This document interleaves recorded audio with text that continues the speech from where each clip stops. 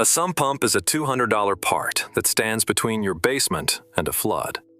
So what happens when it fails? First, the real cost. A failed sump pump during heavy rain means a flooded basement, and the average basement flood cleanup runs $7,000 to $15,000. Ruined flooring, drywall, and belongings. Now, the fixes. A quality primary pump costs about $200. But here's the key. Power usually goes out during the same storms that overwhelm your pump.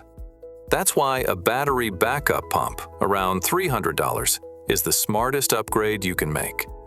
Add a water alarm for $20 to catch problems early. Test your pump twice a year. Pour a bucket of water in the pit and confirm it kicks on. A few $100s in prevention beats a 5-figure disaster every time.